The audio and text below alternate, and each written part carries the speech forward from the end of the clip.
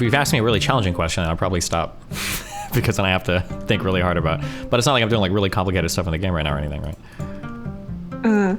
Do you know like what aspect of morality is like the least consistent for you? Like of your What aspect of morality is the least consistent? If I'm in an open relationship with my wife and I encounter a third person, I'm getting every single possible thing that I want always. I have like the loving, warmth, care, and everything that I get from like spending time with my wife.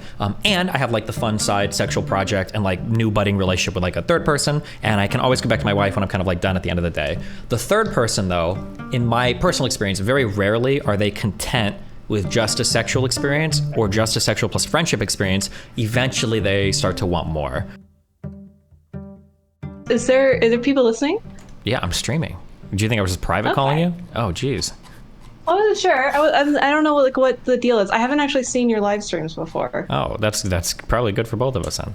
No, yeah, Should I'm streaming right now. At it? Well, if you want to now, yeah. But here you go. YouTube.com/Destiny. It might be too. I'm more nervous than usual, and I think it might be because I'm on Adderall. Are you normally are you like recreationally right now on Adderall, or is it like a prescription Adderall? No, it's prescription. I have ADHD. I was working. I'm not gonna look at whatever the chat thing is. Okay, that's probably good. Don't do that. Yeah. Well, I mostly find that like, a lot of people have predictions about how like polyamory or promiscuity impacts relationship quality, and I'm finding this to be kind of true, but only barely. Yeah, I feel like a lot of that. I feel like a lot of those questions are really complicated. Even before you get into like the qualitative approach to things or like figuring out like why things are happening, just like I think there can be like statistical anomalies that are deceiving. Like I'm sure you've heard there's like a million times that people quote that when women have more partners or whatever, they're less likely to remain in a relationship. Like there could be like the statistical anomaly of like, well, what if the first or second person you find just happens to be like the person that you stay with for the rest of your life? Like even if you had the same chance of breaking up no matter what, the data is always going to show that fewer partners are less likely to break up just because of that thing, right? Yeah, like there's like a bunch of little things like that before you get into other questions of like, well, what if they're religious? Well, et cetera, you know, yeah. Yeah, I think like a lot of like the data on this stuff is like not properly interpreted. You have to be really careful about it. Yeah. What do you why the interest in polyamory? I'm poly, and I like it, and I get a lot of shit for it. Okay, based. Yeah. Are you poly? I feel like I remember someone saying that about you. Yeah, I am. Kind of, a little bit. Dude, the amount of like, it's like, I think the weirdest person like I've developed information around, like, sometimes people complain that they learned about me non-consensually, and I think I have this sensation about you. Not that I like dislike it, but it's like unusual that I acquire information about a person secondhand so much. Okay, well, again, that's either good or bad, but yeah, you know, I make the rounds. I piss a lot of people off, so. Why do you do that? Like, not, it came across differently than I intended, but like, why do you make the rounds so well? There's going to be 3 reasons would be my guess. One is because I'm relatively popular, I think, in the grand scheme of things. 2 is going to be that I hate saying this because it doesn't mean anything now, but I am like not ideologically partisan. Like I'm going to side with the Democrats. I'm going to lean left on like 95% of issues, but like I try to evaluate every issue as it comes before my eyes, whether we're talking vaccines, whether we're talking about guns or whatever. So I get a lot of flack from the left and the right. Like I'm pretty sure I just recently got banned off of Twitch because of my fights with trans people, but I'm probably more well known for my fighting with conservative people. And then the third reason is because I've been on the internet streaming for 12 years. I have a very, very, very aggressive personality that I'm like constantly and consistently having to like tone back further and further and further. Like 10 years on the internet, like we all told each other to kill ourselves and way, way, way worse. And I'm trying to like rein that in more, but I can be like very aggressive. Like not just aggressive, but like aggressive, like probably mean to all sorts of people. So yeah. Do you enjoy that? Personally, yeah, but it's not as much fun when you can get like banned from everything, I think. Yeah. Oh yeah. Yeah. I feel confused about being mean because sometimes I really, really want to do that, and then I feel bad when I do. Oh, well, why do you feel bad when you're mean? Well, there's something like, I don't like it when other people are mean to me. So you don't actually feel bad, you kind of like intellectualize and you're like, well, fuck, if somebody did this to me, I'd feel bad? Or do you actually feel like some empathetic thing like, well, I was this person, I probably wouldn't like it if somebody said it to me, and I actually feel bad. I think it's pretty visceral. I experienced the sensation of what I think people would call empathy. But like when you like sort of try to develop a narrative for why the empathy exists, it kind of sounds like intellectualization. Well, I think that I feel like there is intellectual empathy, and then I feel like there is like emotional, visceral empathy, right? Like if we watch like a clip on somebody on Twitch just recently, two people were arm wrestling and somebody broke their arm, and I think you can have like a visceral, empathetic response immediately to that. You're like, oh God, that's horrible, like cringe or whatever, right? But then I also think there's things where it's like you hear about somebody's life and it's like, you know, maybe like the Louis C.K. rape thing, or not rape thing. I'm sorry, I shouldn't say that. But the Louis C.K. like jerking off thing. And initially it's like, okay, whatever. And then you might think like, man, like this guy threw away so much. I know he's not completely canceled. I'm just giving an example, right? But you're like, man, that really sucks. Like, and you kind of think about it more and you're like, that is pretty shitty, whatever. But you really have to like intellectualize your way to that emotional state. It doesn't just happen naturally, right? Yeah, that's true. You do kind of have to imagine it. But I think like some people are like better at sort of automatically imagining it or something. But like it's fine if you're not. I don't really care that much. Sure. Well, I was curious in your case then, are you like when you mentioned that like, I shouldn't like be mean to people, is it, you said it's a visceral thing to you, or do you have to think about it a little bit more?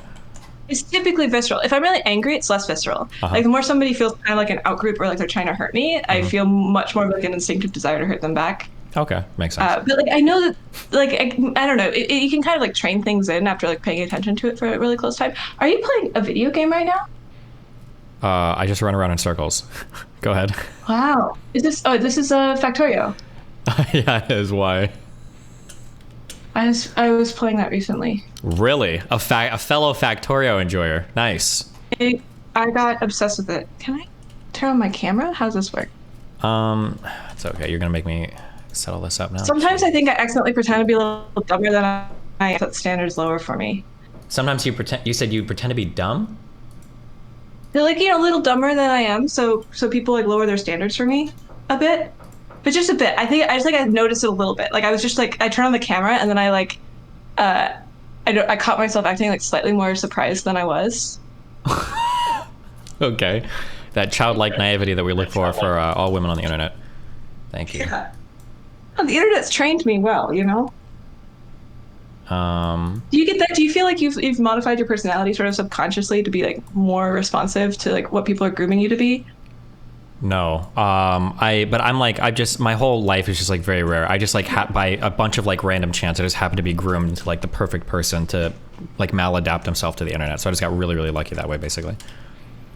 Yeah, but like, I mean, you respond to really rapid feedback, like, or you're exposed to really rapid feedback. I think like most people, their personalities aren't exposed to like mass amounts of rapid feedback. True. For so long.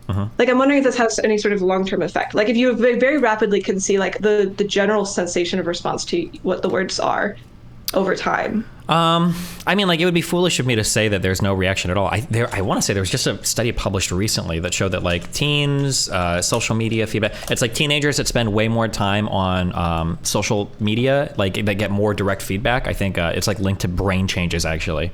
I think that was posted like 2 days ago. I don't remember who did the study, but so yeah, I mean, I'm sure it has some effect on me, but I try to be like very mindful of it. Have you ever heard of the term audience capture? Yeah. Yeah, like I try to be very mindful of shit like that. I don't want to like look back in 5 years and realize, oh God, I was just saying things because my audience likes it. And then also on the flip side, I try not to be like so resistant that like, oh, I'm going to be stubborn and not change because somebody said it. Like, it's a very fine line to walk, right? Because like you said, I don't think humans probably aren't used to getting so much feedback about so many things of their life at all points of your life. Like, it's just like a very inhuman thing to be a part of. Yeah. I guess it's like probably we're really good at lying to ourselves. Like, my guess is like, if for most people, if audience capture happened and you look back, she will cause a manifesto. You'd probably be like, this was an organic change. Like from the inside, it probably feels like an organic change regardless. People are bad at getting feedback. Wait, I'm sorry. Repeat that. Somebody fucking donated. I had to mute it. Sorry, what were you saying? Say that last thing again. I think like if you change for other people, it could very well feel from the inside like you're changing for yourself. Oh, like yeah, that's like that's a really, really, really difficult one. Wait, I hear myself a little bit on your microphone. I'm sorry. Testing 1, 2. Oh, okay, yeah, that's better. Yeah, that's like it's like the age-old question of like, why do women wear makeup, right? If a woman ever tells you like, oh, I wear makeup only for me, that's probably cap a little bit, right? Like I'm sure there are social pressures that feed into that. But like, is it the case that a woman is like consciously like, oh, I need to look pretty for everyone? Like, I'm sure to some extent it does make them feel better about themselves, but it's kind of like a recursive, like, does it make you feel better about yourself because you know other people would look more favorably on you even if they don't see you at that particular point in time, or does it actually make you look, right? It's a really hard one to figure out like the root of that, I think. Wait, hold on. I think you might have pushed the mute button on your Yeti. I can't hear you at all. Oh, I still can't hear you. Did you unplug it maybe when you pull it out? Oh, the light's on. I'm waiting. I mean, there's not much else I can do, so. Okay, how about now? Yeah, you can try tapping that again if you want to see if it works.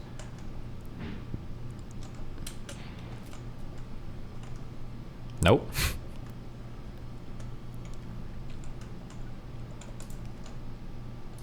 Under Discord is the right. Oh well, rip. Yeah, we won that. That's the easiest debate.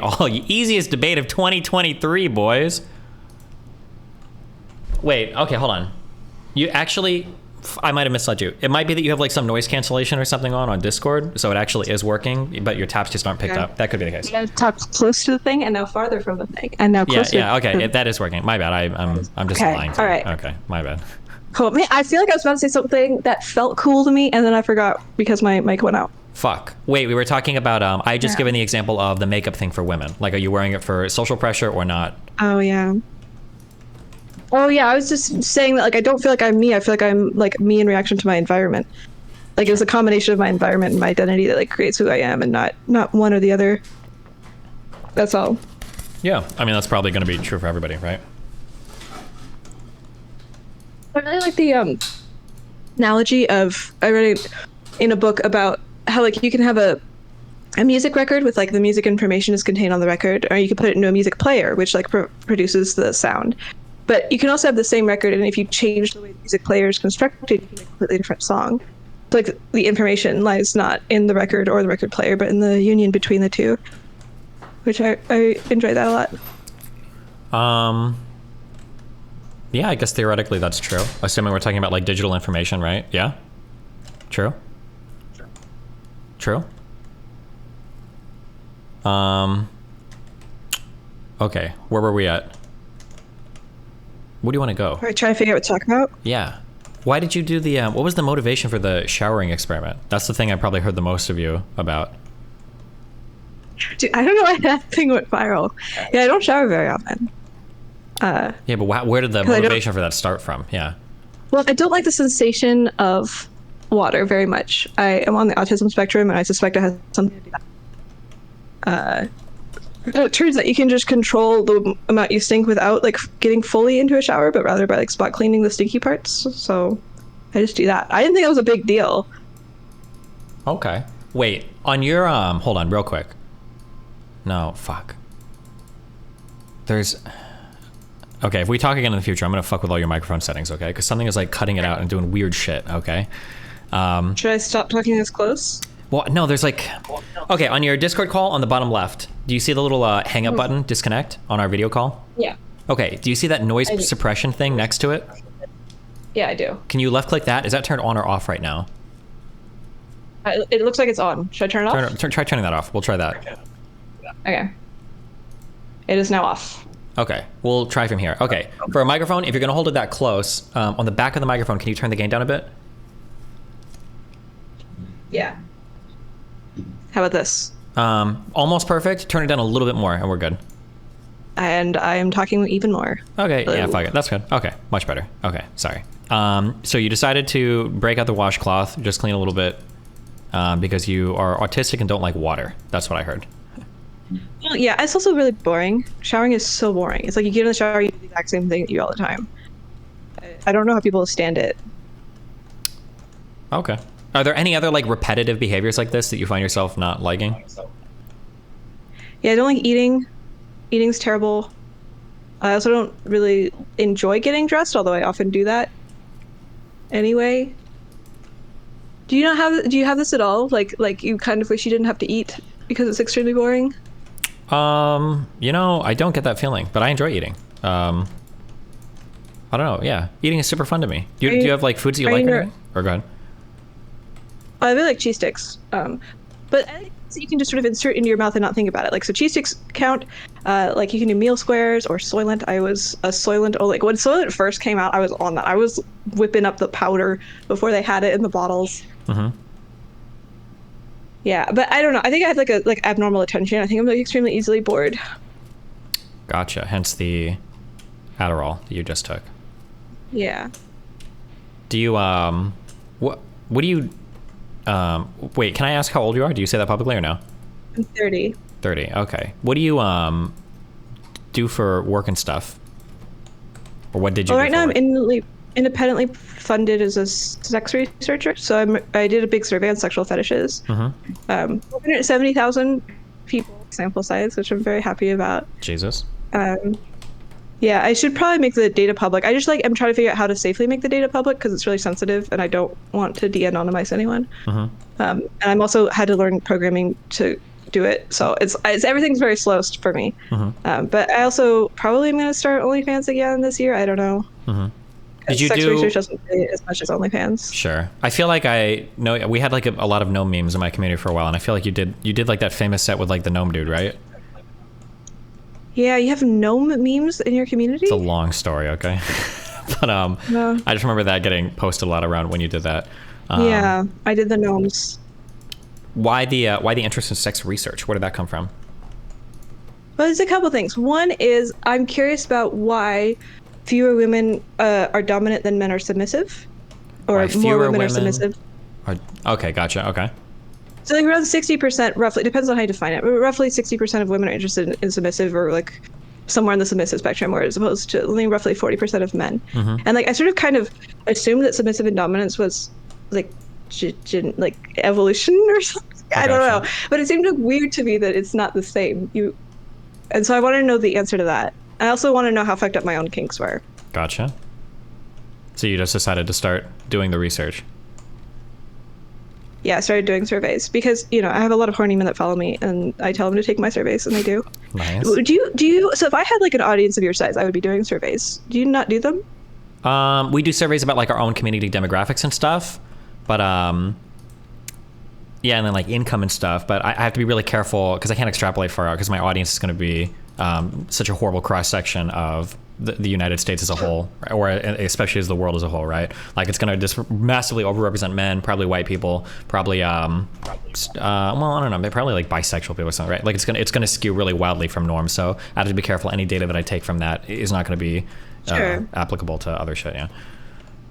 Yeah, this is true. I mean, there's like adjustments that you can do, and it's still interesting to know like what that population stuff is. Like if you're on, like, I would still be curious, like, oh, within this population, here are the findings. So it still seems cool. Sure.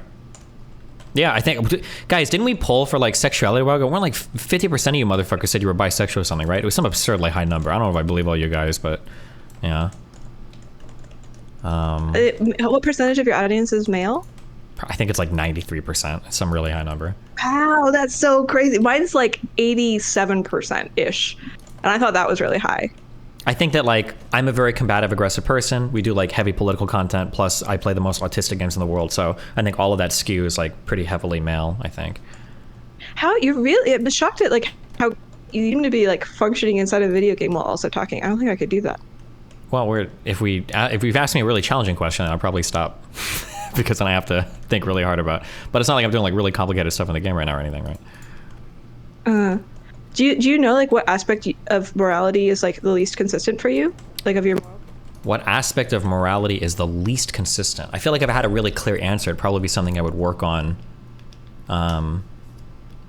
Yeah, I feel like that'd probably be whatever I was most actively working on. I would say that like probably one of the most challenging things to figure out right now is the treatment of people online. That's a really challenging thing as a larger creator, because I feel like as a larger creator, I have to hold myself to a lot of different standards compared to other people.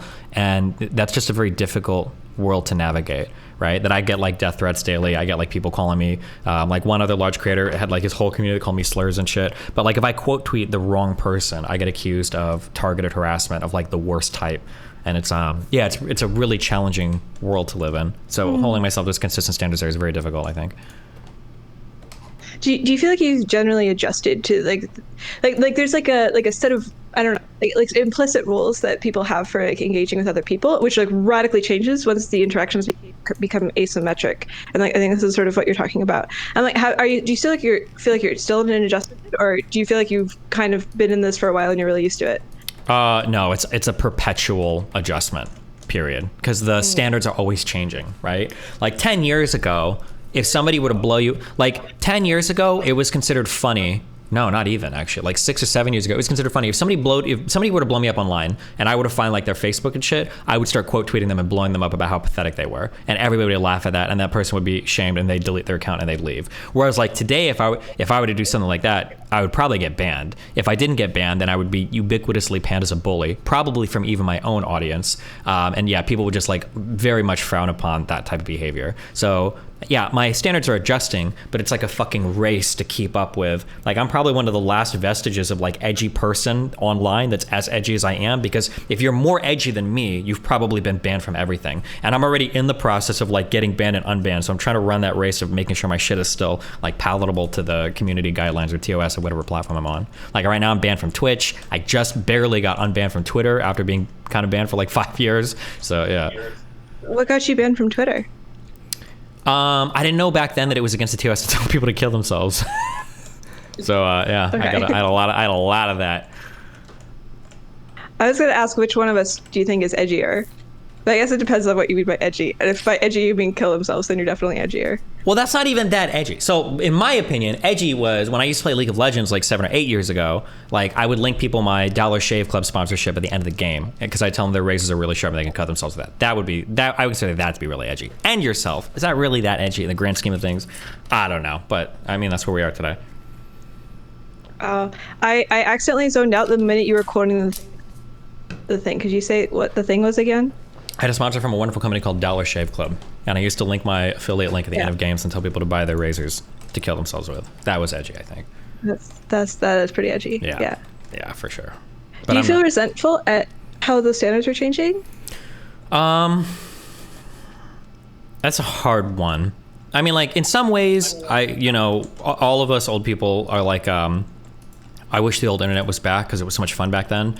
But I mean, like in other ways, it's really cool how much more inclusive it is. That there are a lot of like super diverse minority communities, like trans people are online and they have like huge communities.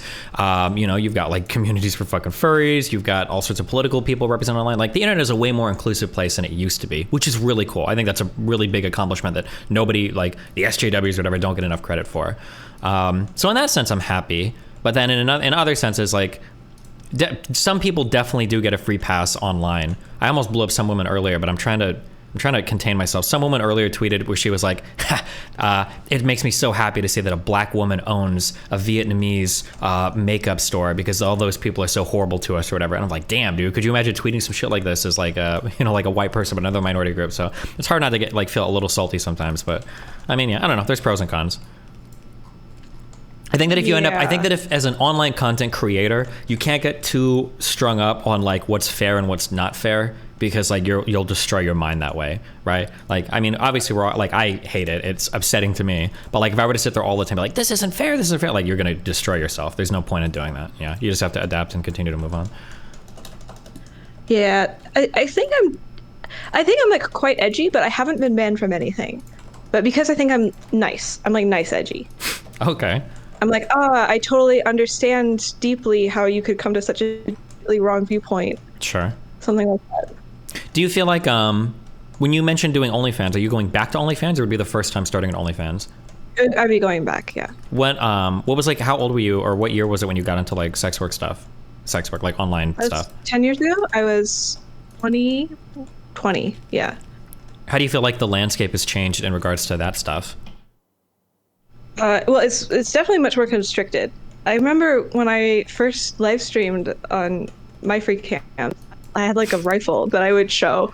Okay. You can't even like show bondage on OnlyFans now. It's it's become much more politicized, but it's also become much more efficient. Like, like OnlyFans sort of broke out of the mold in some way. Like there's a thing where a lot of the previous sex websites did their own internal advertising. You log out of the website and it promotes the girls to you. And so like the girls who are if you are on the website, you sort of like resign yourself to the kind of like flow you get. I think I was really abnormal in that I was doing external site advertising. That's where the gnome photo set came from. I was like posting on Reddit and external websites, very unusual. With OnlyFans, you have no internal discovery. So this is sort of like forcing you. Like if you're a girl who's trying to make money on OnlyFans, you're like required to do external advertising yourself, which I think is like maybe an accidentally brilliant move on OnlyFans' part. Sure. There was I always remember being way back in the day. I always wanted to like manage like a porn person because there was so much free exposure up for grabs if you were willing to do like cross-platform promotions. Because like even like 6 or 7 years ago, nobody did that. Nobody posted their shit on Reddit. Nobody did anything. That's like, bro, if you just posted a little bit of free shit on these areas, you could drive so much traffic to your stuff. But now, unfortunately, like everybody does. People on Tinder are only there to like advertise their OnlyFans and shit. And I'm like, okay, well. Yeah. Yeah, it's definitely changed the landscape. It's like become much more competitive. It's really. I'm probably not going to make the same amount of money if I mean, maybe I would if I go back, because it's just I stopped like 2 years ago. Yeah, you are definitely right in that. Like a lot of people don't count the benefits of like the corporatization or like the mainstreaming of stuff. So like, yeah, there's not as much that you can do now, but if you do play by the rules, the money is really good because of like how mainstream everything's kind of gotten. It's true. It's like much more destigmatized, which like makes both like purchasers and sellers more likely to do it. Makes the total market a lot. Yeah. But also like the competition is really shockingly poor. Like I was homeschooled my whole life and like really isolated from any media and stuff. So I kind of went straight into camming. And like the people I was competing against, I think had their souls crushed by the public school system because I was like, let's do crazy shit. I don't know, like the world is our oyster. And I really rapidly became quite successful because like I put the modicum of like creative effort into it. Okay. Is this the same with like streaming at all? Like if you put a modicum of creative effort, you like kind of beat 90% of the people? Probably. It's hard to say. There's a lot of like, it's hard to say how much of it is true, but there's a lot of like, I think there's a lot of first mover advantage in streaming that like if streaming was to reset right now from nothing, it's hard to say if the same streamers would be as popular as they are now, right? So like somebody like me, I don't do any like prepared content and I can be pretty lazy sometimes, but I can always have like 5,000 viewers like doing boring shit just because like I've already got a fan base and everything. Who knows if everything were to reset, like what the new landscape would look like? It's hard to say. Yeah, not too many people are very creative with stream stuff though. But I think streaming is kind of like the gold mine of like very low effort content because you're doing it so much. The goal is always volume over quality. Yeah, like you can't do like 10 hours of high quality content a day, or even 5 hours of high quality content a day. That's just never going to be possible. Yeah, that makes sense. It sounds a lot more relaxed. I think I've been kind of aversive to streaming because I did my free cams for so long. But my free cams, the system is like they rank you by amount of money you earn per hour on average over the last 60 days. Yeah, you're constantly trying to hit the leaderboards. Yeah. Yeah. Do you know who? Are you very familiar? Sorry, go ahead. Nope, you go ahead. I was just gonna ask how you are with like sex work economics in general. A little bit. Okay, I was gonna ask you something kind of related. Do you know who Ari Nina is? I don't think so. Okay, gotcha. She was a big My Free Cams girl. I don't know if she still does anymore, but that's where a lot of my information from that. She would talk about like that relentlessly competing for the leaderboards and shit. Like every single night, you try to get like whales and shit to donate to like hit those because it was so important. Yeah. But then like compared to, or sorry, what were you saying? Just normal Twitch streaming seems a lot nicer compared to that. Yeah. Yeah. I mean, I would say so. Yeah. Yeah. Yeah. But I think anything that does like involve sex work is going to involve a lot more kind of, I think generally shittier clientele than what you would get streaming, right? The types of demands they make of you, the types of environment that you're in, it can be pretty rough, I think, from a sex worker perspective compared to just like streaming. I don't know. There's this thing. Do you read Slate Star Codex or Astral Codex 10 at all? Yeah. The Scott Alexander dude? Yeah. He has one on, I think, like Bubbles of Reality. Did you read this one? I don't think so, but I feel like I've read other stuff. I'm sure I've read other stuff by him that is similar to it, but go ahead. What does this have to do with? Yeah. You might remember it. He talked about how he's like a psychiatrist and he was talking to another psychiatrist and they came up to him and was like, don't you hate it when all your patients start like sobbing at you and they have the giant cathartic breakthroughs? And Scott had like never experienced this and he was like, what the fuck are you talking about? And it was like something about like each of their demeanors was like subtly bringing out things in other people that they hadn't been consciously processing was due to them. And I sort of feel like I have this sort of bubble typically with sex work. Like I accidentally really nice people. Uh, I think maybe people don't view me as easily trollable or something, or not very reactive. So I've had a great time with sex work in general. Oh, that's Like good. I've had really wonderful clients and people who purchase my stuff. But like sometimes I'll talk to another sex worker. I'll be like, "Don't you love how all of your people are so nice and supportive?" And then she'll be like, "What are you talking about? They all insult me all the time." I'm like, "Oh my God, I didn't know." Interesting. Gotcha. Yeah, that's possible. I guess like the demeanor that you have or the way that you approach things definitely, whether people want to acknowledge it or not, it definitely has a huge feedback mechanism in terms of the types of audience you attract. So like audiences are typically very creepy and very weird to women in the streaming world, but my wife surprisingly doesn't really deal with that much at all, and she's kind of, I think she looks like pretty attractive, and she kind of sort of does like sexy-ish content on stream, like, or at the very least she wears like kind of boob outfits or whatever sometimes, but like her content isn't explicitly sexual, and she's this is like a wild departure from most women. She's very open about being married to me. Like a lot of women on Twitch lie about having husbands or they lie about having boyfriends, and I think that when you engage in that sort of behavior, you tend to engender an audience more that is like, I can be with you, or I want to be more creepy or whatever. But I think since she doesn't do that, like all the guys that are like, I have a chance, like I can be her guy or whatever, they just like fuck off completely. And when you cut that clientele out entirely, what's left is generally more pleasing to deal with than what would be there otherwise, you know. That's a really good point. I'm assuming she's also polyamorous? If I am, I hope she is, yeah. Yeah. If I was doing it secretly, Okay. I wouldn't be talking about it on a stream, yeah. But like the poly isn't enough to like cancel out the fact that she has a husband. I just don't think most people are interested in that, right?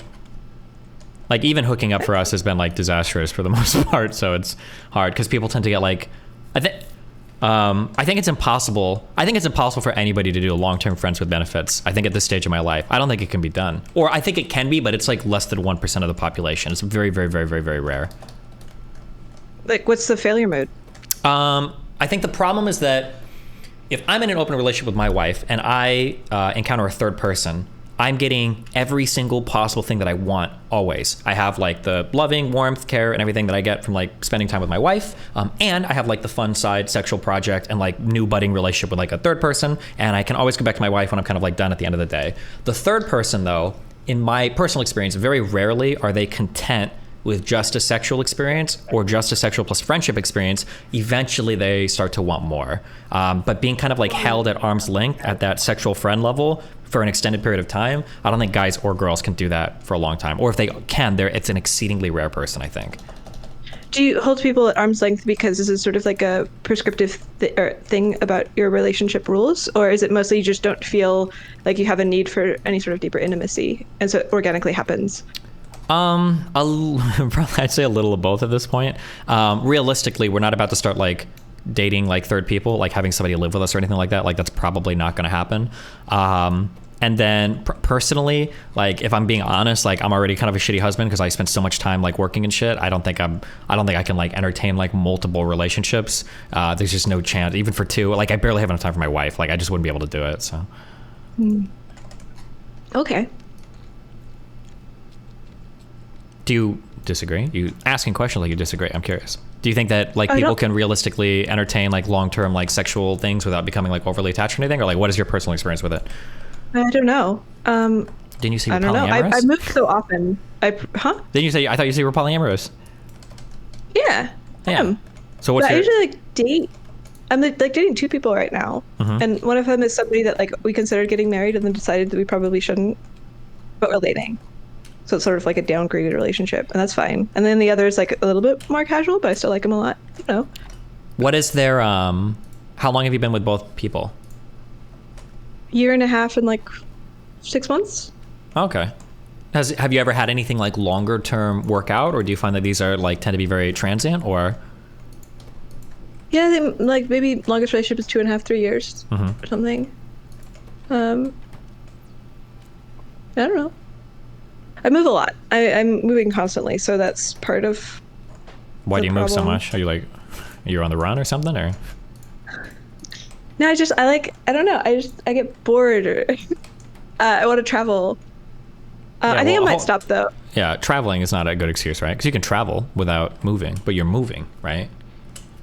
Yeah, it's always been like various reasons. Like I'm for like a business opportunity, and then And then I moved for like the rationalist community in the Bay Area, and then COVID hit, and then I moved to like Seattle because 0% income tax, and then I moved to Austin because I wanted to check out the circling community here. It's always been like a reason after another. Gotcha. Interesting. Do you ever travel to these places first, or are you just like, fuck it, like I'm moving? Usually I'm moving. Okay. Yeah. I'm like, some part of my brain is like, I think we should optimize for interestingness in this conversation, and moving is less interesting, but I'm like, I don't know what to say instead. Oh, well, I think moving is kind of interesting. If you're moving like once a year, no? Yeah, ish. Could be pathological. Maybe there's some underlying problem. I don't know. Or if you would give an answer like, I've got a stalker that follows me, and like every time I'm in a new city, once he finds me, I go down. That's kind of interesting. So, but I mean, also that is true. Yeah. Oh, okay. Wait, actually? Yeah. Yeah. I'm sure like you are familiar with stalker problems. A little bit. I think for men it's a little different though. Yeah, maybe. You get the people who think that you're in a relationship with them because you're communicating with them secretly through the things that you say and tweet. You get those. Oh, you're talking about schizophrenic people. Yeah, also schizophrenic people. Yeah. But there's like a variety. There's a whole nice smorgasbord of stalker types. Sure. Yeah, I definitely have, yeah. We got a few of those. I think we got one guy, Evil Fossil, in YouTube chat right now. What's up, buddy? Yeah, I think this guy is somewhere on the schizo spectrum, I think. But, yeah, and then there are a few people that email me, like the 52 paragraphs every other day, like an unbelievable amount of original text. It's like, Jesus Christ. Yep. Yeah. What are you going to do? Yeah, I get that. I have one guy who every day made so many texts every single day for like 3 years. Yeah. It's crazy. And then it's like something that I think is interesting. I feel like streaming has got to be like it's got to be like a schizophrenic person's paradise.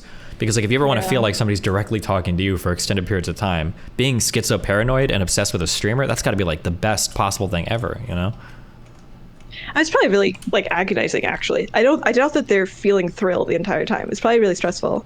Well, okay. Yeah, if you want to be more responsible, yeah, it's probably agonizing because their delusions are obviously not coming true. But yeah, that is the case. Not to mention all the negative symptoms and everything that go along with schizophrenia that make it a horrible fucking disease to have. Yeah. Okay, fine. Okay, yeah, you shot me down. All right. Oh no, I feel like a desire to like salvage. Nope, too late. You ruined it. Do you feel visceral empathy when being mean to people? No, all of my empathy, I have to hardcore intellectualize it. I'm really bad about feeling it naturally. Yeah, not good. Do you think this is a gendered thing or just a you thing? I'm not sure. I've always thought that there's a chance I might be a little bit or a lot of it autistic maybe, but I have no idea. It's hard to say. I feel like nowadays, like everybody on the internet is autistic, so who the fuck knows, Yeah, I wonder. I feel like a lot of the way that I operate socially is like based on sort of implicit rules, like that like I accidentally developed over time. Like, do not do this thing. You are allowed to do this thing if these certain conditions are met. And I'm wondering if that's really common or not. Do you have this? I think I'm a really bad. If you're trying to do like a sanity check, I'm probably a really bad person to ask. I had to spend a lot of time explicitly thinking about like what are the rules and what aren't the rules, because there's a lot of shit that just doesn't make sense to me. But like, yeah, like I have to, that's part of like, I mean, to some extent, all people do this. You have to figure out like what's unique to you, what's a projection. But yeah, I think there's a lot of stuff that I'm a little bit off the norm. Like for instance, I couldn't understand family problems for the longest time for people, because like if you don't like family, you just cut them out of your life forever and never talk to them again. That seems like a really simple, easy. But that's an autistic thing to say, because most people can't do that, and most people have hugely strong like biological connections and stuff to their family that are like very driving and everything. So like there are things that I learned to modify with the way that I speak over time, so that I don't come off as such an alien, and more importantly, so that I don't give bad advice to people, right? It's probably a bad advice to say like, oh yeah, just like if you don't like your family, cut them out of your life forever and never talk to them again. Most people probably couldn't do that in a healthy manner. It's not good to say. Yeah, I'm not sure. It's unclear to me. I think like a lot of the time, the thing that I want to do is provide people permission. Like a lot of people feel like they cannot cut family out of their life because this is some sort of like deep social sin. I do have like, I think it's like a good and noble to be like, hey, if you do in fact decide that that is right for you, like it is okay to do it. You shouldn't be held back by like being afraid it's a social sin. Yeah, for sure. Yeah, I agree with you. But I think that for some people, just because of how people normally operate, it's probably more beneficial for more people to spend a lot more effort rebuilding those familiar relationships than I would ever be willing to. Like, just some of the stories are like, if my family were to ever like try to disown me for something or to say like, oh, well, we don't approve of that, I'd be like, okay, well, that's great. Like, I'm just not going to talk to you ever. It would be very, very, very, it's very easy for me generally to cut people out of my life that are like, why would I fucking talk to you ever again? But I think for a normal person, that's probably a really toxic approach to life because they carry that regret with them forever. Like if their parents were to die, like they would be traumatized for like 2 years because they're like, oh God, why didn't I try harder with my mom or my dad or whatever? And it's like, oh, okay, fuck. So I think you have to be like cognizant of that. Yeah, my guess is probably built into them. Like if you're like, like imagine leaving your parents, like how would you feel? And they're like, oh, I feel shitty. I'm like, okay, then like price that into your calculation. Yeah, exactly. Yeah. You probably adjust for it pretty easy. Maybe, yeah. Well, I think people are really bad at weighing. People are really bad actually at pricing in a lot of emotional stuff. Probably, maybe because of our society, we like tend to put a dollar value on everything. And if you can't put a dollar value on it, we don't value it at all. I remember there was this thought experiment I ran through with a friend a long time ago, and I've talked about this pretty often, where it's like they had a choice between having like a really shitty roommate, but if they had that shitty roommate, their rent would be it was like $900 a month. But if they went with but if they lived on their own, the rent would be, it was like $1,200 a month. And they're like, fuck, I save $300 a month, but like I fucking hate living with this person. It's so fucking horrible. And I remember like for a few days I would ask her, I was like, if you could pay $10 today to get rid of this fucker just for one day in your apartment, would you do it? And eventually got to the point where it's like, yeah, I would do this like every single day. And it's like, that's $300 a month. Like, why would you not just like take the higher rent? Yeah, but I think people are really bad. People will make huge like fucking sacrifices to their emotional well-being without like a second thought because there's not like an actual dollar value that's being punished or taxed from them to do so. So yeah. Yeah, I think this is probably true. Mm-hmm. You also seem pretty good at like conversational flow and not interrupting, like better than most people I talk to. Yeah, who are on streams. Because if I'm not careful, I'll just talk forever. Oh, and also you talk pretty quickly. Also conscious. What? Huh? I was gonna say also you talk pretty quickly, which is very helpful because a lot of people take a long time to get any, and I'll start completing sentences. I go fucking crazy at that. But no, that it's a very conscious thing, yeah, because otherwise I'll just cut people off and I'll keep rambling, and I have to be careful not to do that. I have to think about that a lot. So you used to be worse at it? Absolutely, yeah. Do you find that you cut people off a lot, or does it not matter if you're a girl if you do that, or what?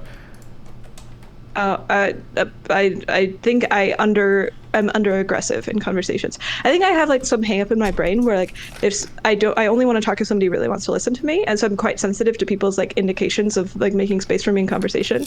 Which like I know this doesn't always mean that they don't want to listen to me, but like it viscerally processed to me as that.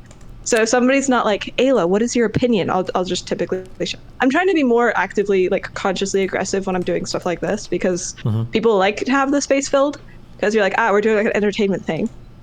So we have to say, please say something interesting for me. And so I try, but. I think that's actually super fair. I hear that complaint from women a lot. I always encourage people, like if you're having conversations with people, you should be asking questions to show interest and then like, recall back to things that they said before. So it seems like you're actually listening, especially like in dating environments where like the first time you go out with somebody, I don't know if this happens to you a lot, but you can go through like an entire dinner and they won't ask a single fucking question about you. They just like go on and on and on and on and on. It's like, okay. And they'll leave that conversation. They're like, oh my God, we had such a great conversation last night. It was awesome. If you asked them enough questions, even though like they couldn't tell you a single fucking thing about yourself. Yeah. Yeah, that's how I did so well as a prostitute. I would go to dinner with people before sleeping with them and just ask questions about their life. Were you like did you do like escorting, or was this like they picked you up in like a dancing club, or like what was the get there? How did you find ads online, website, pay me money, show up, do the whole thing. But yeah, it was super easy because I kept records of like how I have like a whole spreadsheet of my clients, but one of the things that I tracked was like the degree to which they talked. Gotcha. Interesting. It always seemed like a meme to me that like people would just kind of like say this, but it does seem to be true based on the women that I've talked to, that when it comes to doing like escort work, it is actually the case that a lot of guys are just looking for people to talk to, like older guys especially. They just like kind of want like some kind of companionship. Some of them want to have sex. A surprising amount of them seem to not care about that part, but that the connection and having somebody was like the most important thing for like a dinner or meal or a conversation or whatever. Did that tend to be your experience, or do you think that's bullshit? Or yeah, basically I think the connection is really important. It's also possible that it's like some effect due to advertising. Like my copy on my website is very strange, and so like I think it really selects for like guys who are into that kind of experience. And my guess is like lower prices, which I got like reamed by the sex work community recently for saying that if you raise your prices, you're more likely to have like safer clients. People were like, that's really classist. Anyway. Yeah. Yeah, you can never say anything society. like that. People get really mad about anything that seems bad to a consumer or whatever. Yeah. I'm so it's like hard for me to predict the things that people are going to get really mad about. Like I understand like disagreement, but like my stupid brain is like, oh, people might disagree with this and like try providing counter arguments. But no, they don't disagree. They like yell at you. Yeah, that's one of my chief complaints actually about a lot of stuff online where it's like, I can totally understand somebody getting upset at this even, but like people will go crazy. It'll be like, I don't just disagree with your take, like I actually need to destroy your entire online existence because of how much I disagree. And it's like, does it really like that warrant that level of response? Yeah. I have a really hard time modeling that. Like I think like I continually accidentally walk into these traps because I can't model it well. Like the showering thing. Like I don't shower. Like in my brain, I'm like, this is like a quaint little fact. And then people just on the fucking New York Post and like people are telling me a Russian grandmother heard about it on the local news. I'm like, jeez. Is that? Do you think that's like your most like the most notoriety you've gotten is for that take? showering thing. I'm like out of all the things you could have, you know, picked about me to go viral, it had to be that one. I mean, I'm like way more controversial than that.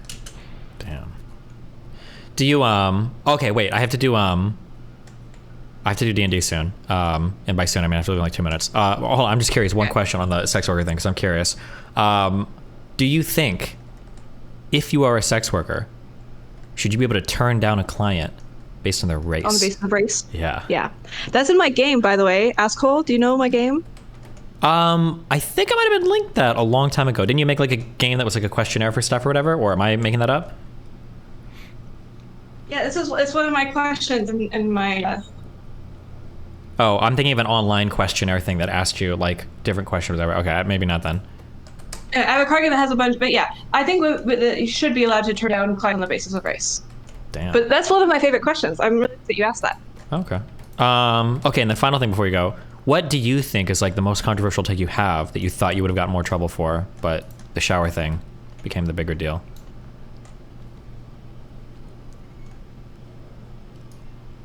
Wait. I can't hear you at all right now. I don't know why.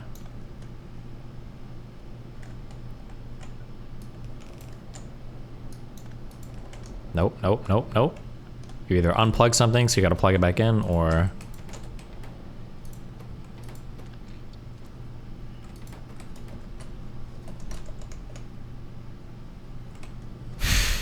Okay, well...